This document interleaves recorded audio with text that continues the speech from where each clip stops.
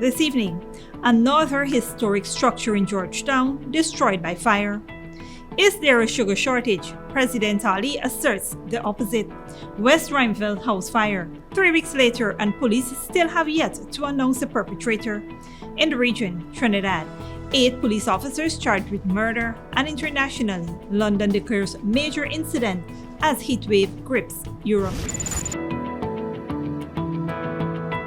Welcome to another broadcast of Channel 2's Headline News Updates. I am Bibi Bacchus. Thank you for joining us. Teachers and students of St. George's High were able to escape unharmed as a fire of unknown origin ravaged through the 2-story wooden and concrete building in Georgetown earlier today. The Ghana Fire Service was able to put out the fire. However, the top story of the building was completely destroyed.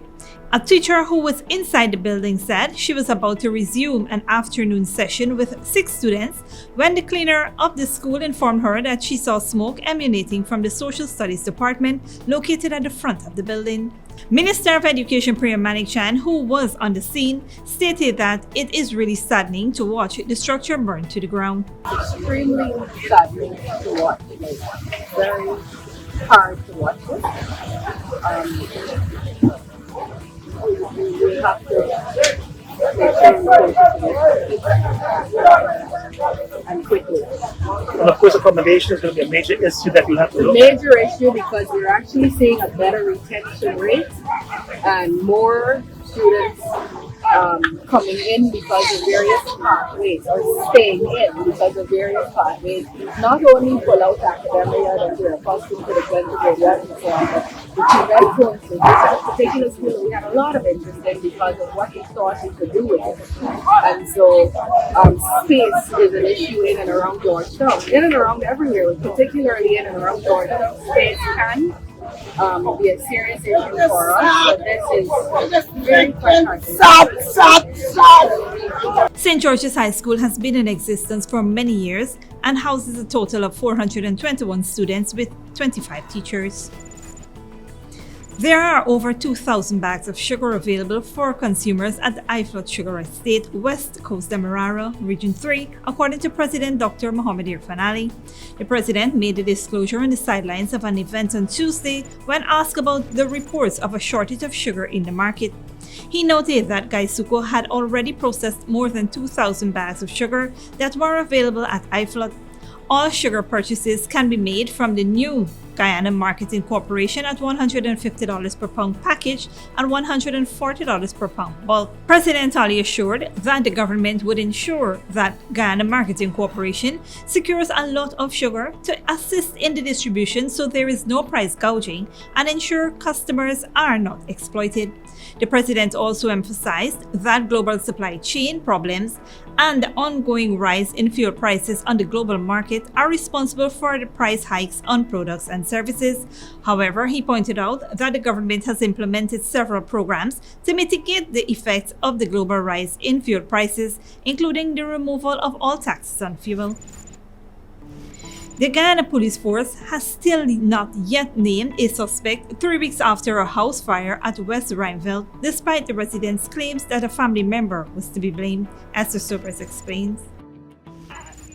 3 weeks after the fire destroyed their 1-foot concrete home in Carlito Street, West Ruimveldt, Georgetown, leaving them homeless, 22-year-old Shamar Daniels and his sister are still awaiting justice. Just days after the fire, the Guyana Fire Service determined the building was intentionally set ablaze by a relative on July 6, 2022. During a telephone interview with Headline News, Daniels said he has a strong suspicion that the fire had been started on purpose by his brother. However, his brother is still freed and has not been charged with the alleged crime. The police isn't doing anything right now concerning apprehending my brother. Like now he's in the neighborhood and see like they live normally. Understand? Every time there's something going on like I get restraining on the free. Plus my mother will pass out all these years. Drink because of his family, yeah, so nice donation, right? Okay. And he was party, he has he had cancer, and stress also, you abuse all stuff, beat you up and everything. So the police doing all the time. Sometimes they check help me, and it's sergeant investigation, Sergeant Morris. Check help us black and not otherwise and all. There's something now you got it like this, like bread, a day, and so on losing. Daniel said he believes his 30-year-old brother, Cameron, is guilty of setting the house on fire. He noticed that Cameron was seen by neighbors in the area at the time of the incident. The house belongs to Daniel's late mother. He said he and his sister had been working to refurbish the home. The siblings said they had lost not just their home, but all the memories of the late mother in the blaze. While firefighters had managed to contain the blaze, the house and everything inside suffered extensive damage. Daniels is hoping for swift justice as he continues to wait for the rest of his brother. For Channel 2 Headline News, Esther Sobers. Thanks, Esther. Stick around after the break. Major transformation underway in Houston along the east bank of the Demerara corridor, and Dexroy Ogleton appears in court to answer murder charges.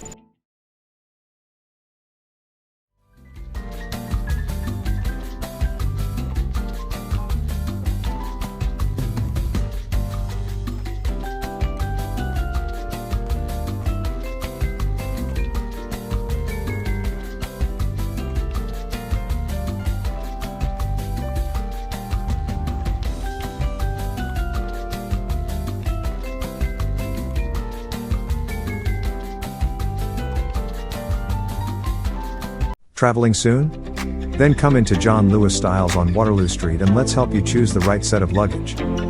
You can choose to buy 3-piece luggage sets, or separate pieces, but the sets are always a better deal. Either available in soft poly, or ABS hard side material, with 4-wheeled spinners, and in many colors too. Also available are carry-on luggage, computer bags, duffel bags, backpacks, travel pillows, blankets and lots more to make your trip enjoyable. John Lewis Styles. Simply different. Good girl forget things. What's the problem, Granny? I want money for borrow for those surgery. I was dancing and I fall and fracture my hip. If you need some quick money, you should check Lender's Jewelry and Pawn Shop. Lender's Jewelry and Pawn Shop, lot 238 South Road Border, Georgetown. Get jewelry made to order in just 72 hours. We also accept vehicles. Lender's, best rates, longest payback period. Boys, I get through. Plus, I could dance again. Lender's Jewelry and Pawn Shop. Furnishing your home or office has never been easier. Here at Kissoon's, our inventory of locally made and imported furniture, offered at amazing prices, will leave you wanting more. From vinyl, floor rugs and carpets, bedroom, dining and living room sets, mattresses, pillows, office desk, chairs and filing cabinets, outdoor benches and tables. We have a piece of furniture for every room imaginable in your home or office. Check out our flagship store at Industrial Site Ruimveldt or one of our branches in New Amsterdam, Port Morant, Riverton and Camp Street. Kissoon's Furniture, furnishing homes for over 50 years. Sooner or later you will have another power failure. Are you prepared for the next blackout? Some essential equipment such as security cameras, lights, internet, gate motors, and water pumps may stop working. How can you prevent the next blackout? InverterTech has an affordable solution for you. A strong UPS system which uses the latest inverter and solar battery technology to prevent blackout. We smartly calculate your average power demand so you don't spend more than you need to. Call 223-2233 for more information. When you need money and you gotta get it fast, Creative Jewelry and Pawn Shop is the place for that confidential transaction in a quiet and secure location.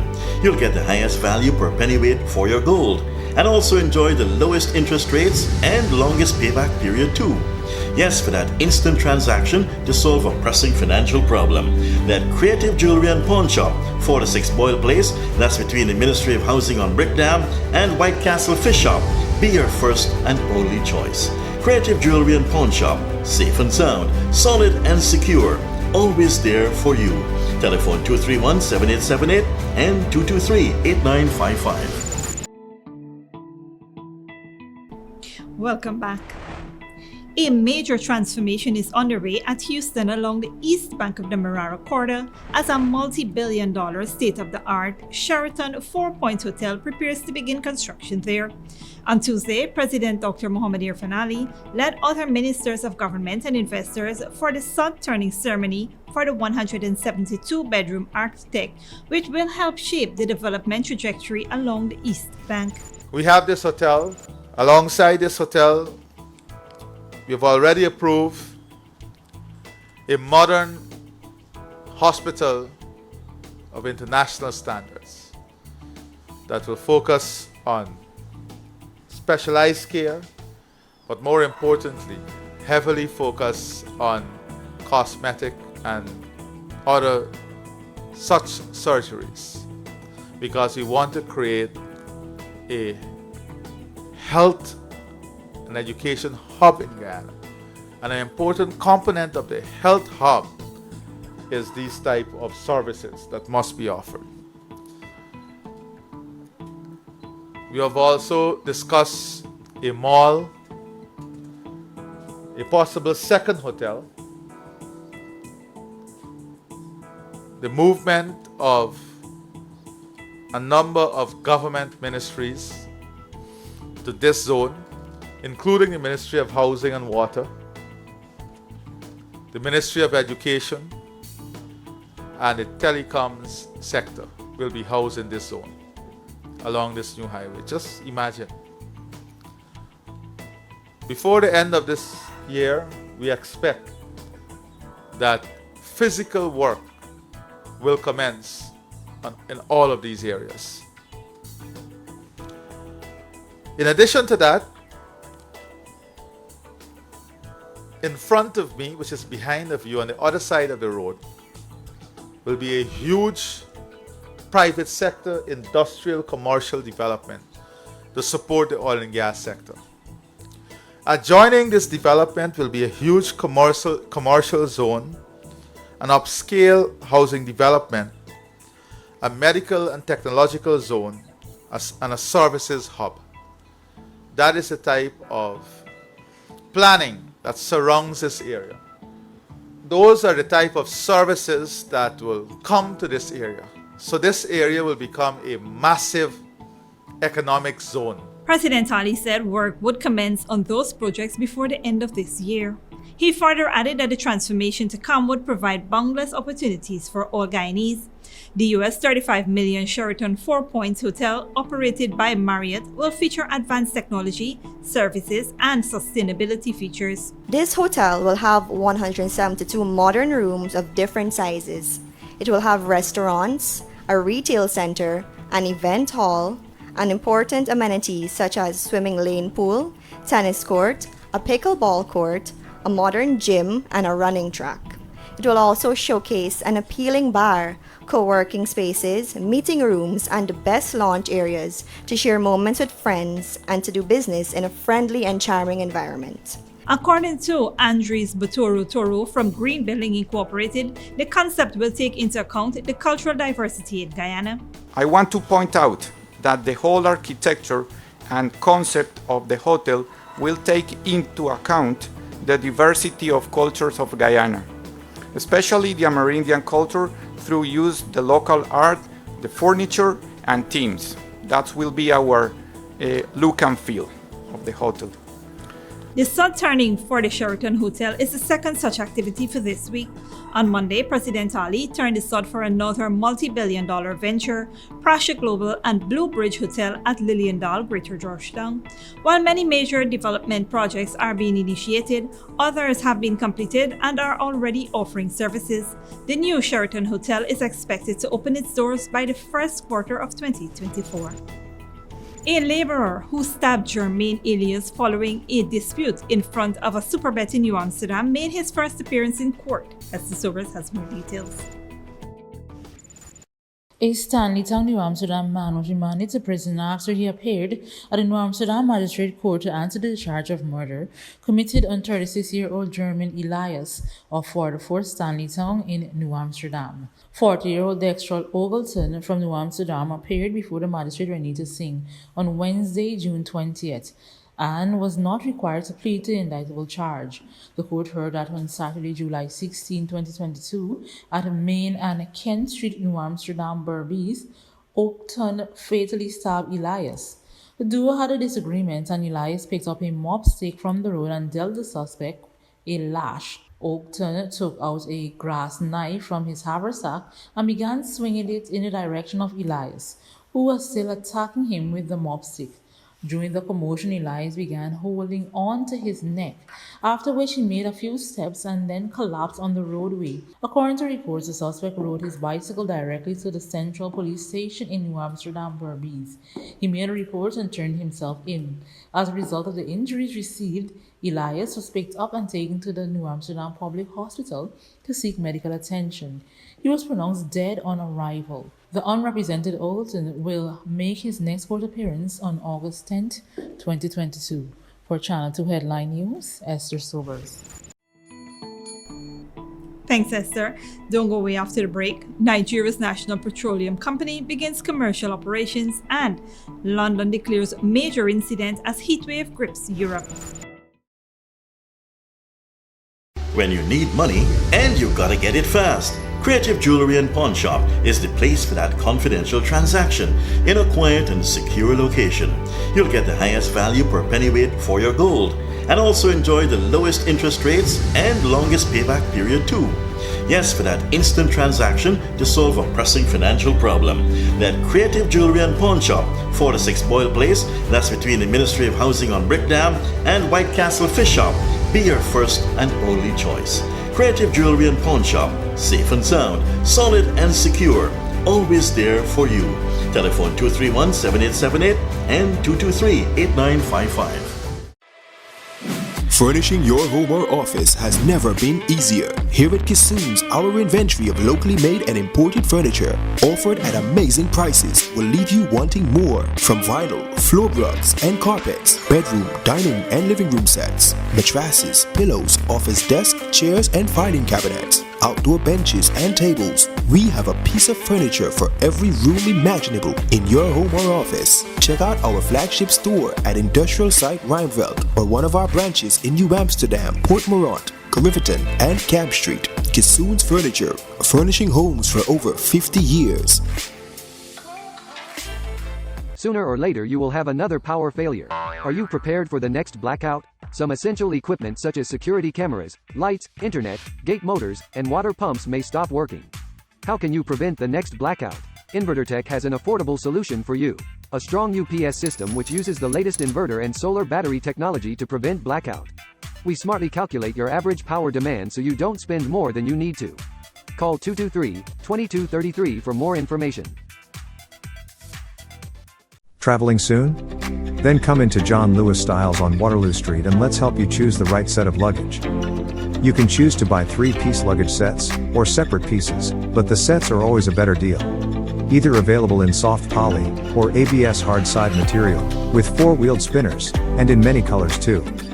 Also available are carry-on luggage, computer bags, duffel bags, backpacks, travel pillows, blankets and lots more to make your trip enjoyable. John Lewis Styles. Simply different. Good girl forget things. What's the problem, Granny? I want money for borrow for those surgery. I was dancing and I fall and fracture my hip. If you need some quick money, you should check Lender's Jewelry and Pawn Shop. Lender's Jewelry and Pawn Shop, Lot 238 South Road Border, Georgetown. Get jewelry made to order in just 72 hours. We also accept vehicles. Lenders, best rates, longest payback period. Boys, I get through. Plus, I could dance again. Lender's Jewelry and Pawn Shop.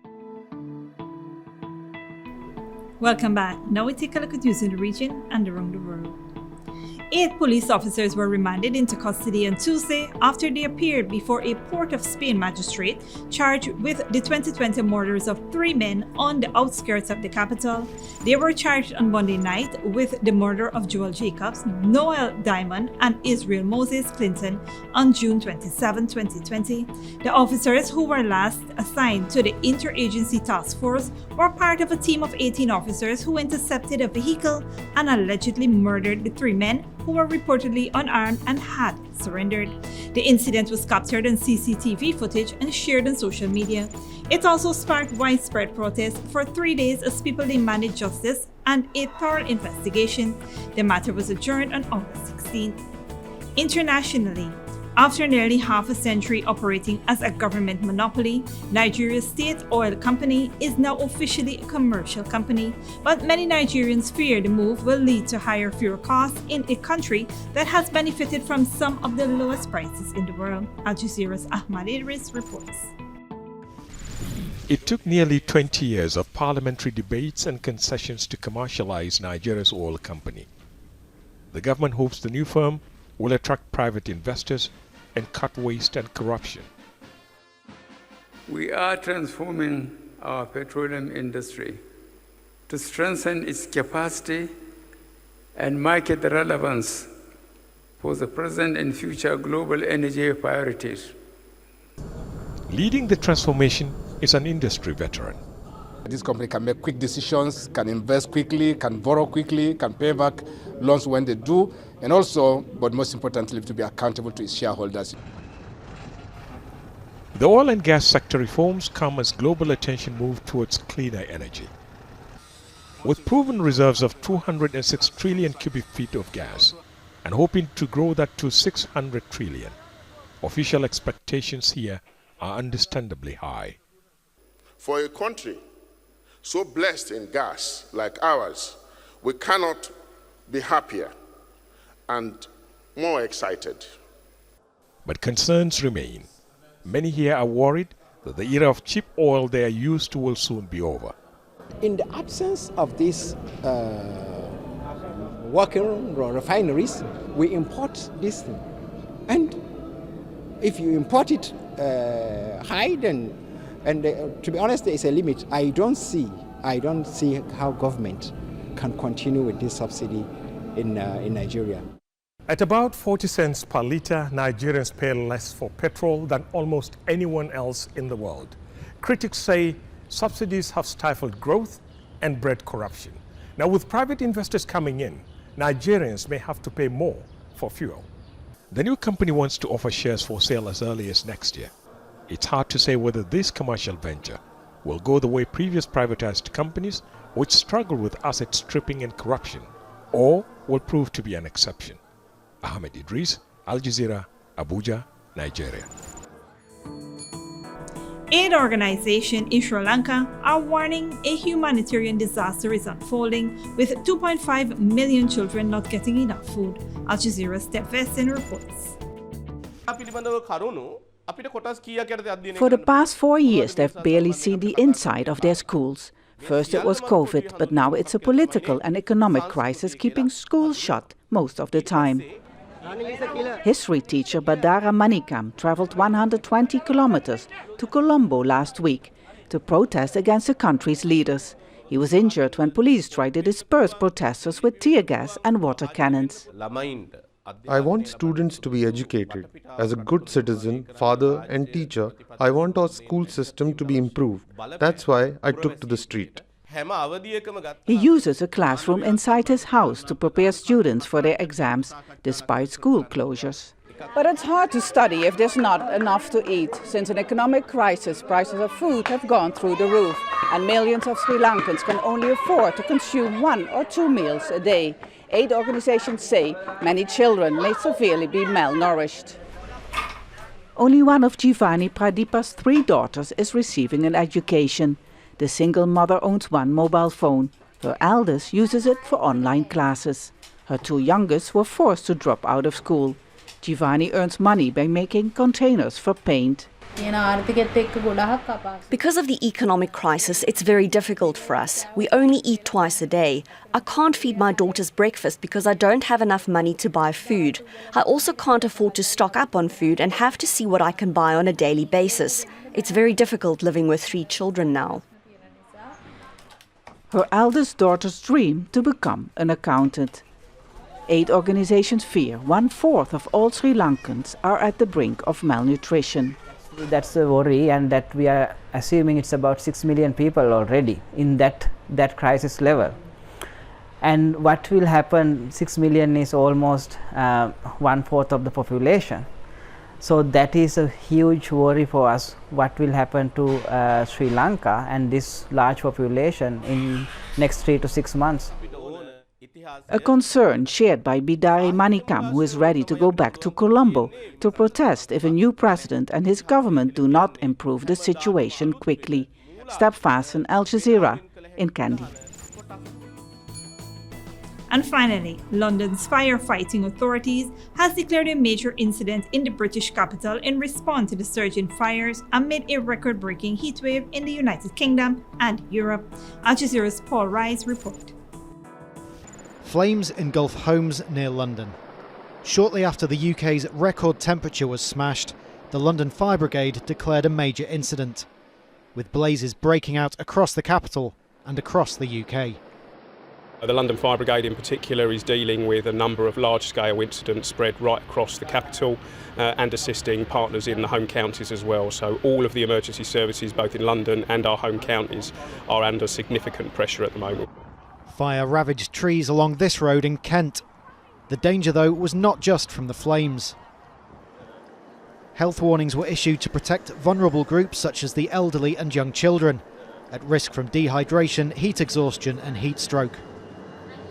But with temperatures likely to peak more frequently, emergency doctor Kavyan Kulasabanathan says it is the poor who will bear the brunt of a hotter Britain.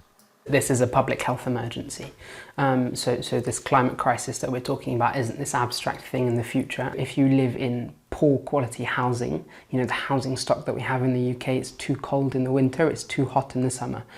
It's those who live in poor quality housing, working class and racialised communities that are most likely to suffer overheating within their houses. These are the people at the sharp end of the climate crisis, the economic crisis, and least responsible for those two things as well.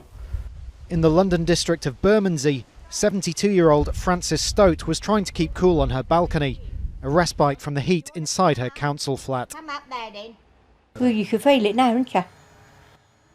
And regardless of the bit sun being there, we don't get that sun very often, but what you've got now is the heat that we get every time. It's absolutely degrading round here. If they knocked us down, it'd be a blessing. Elsewhere, youngsters enjoyed the weather. The lighter side of a worrying picture for a country that was once wet and cold. The record temperatures in the UK have brought with them a host of problems, from wildfires to pressures on the transport system and on the health of a population not used to these conditions. With climate scientists saying that the worst is yet to come, the country may have to learn to adapt as quickly as possible. Paul Rees, Al Jazeera, London. And that is it for today's regional and international news. Here now is your 3-day weather forecast.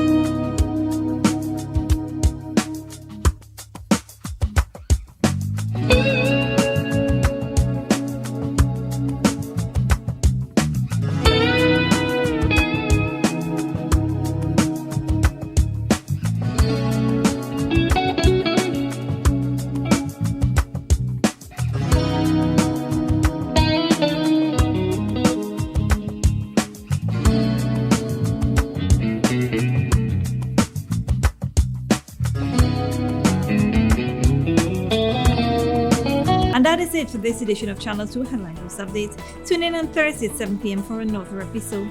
Be sure to subscribe, like and follow us on Facebook and YouTube. Until then, please take care of yourself and each other.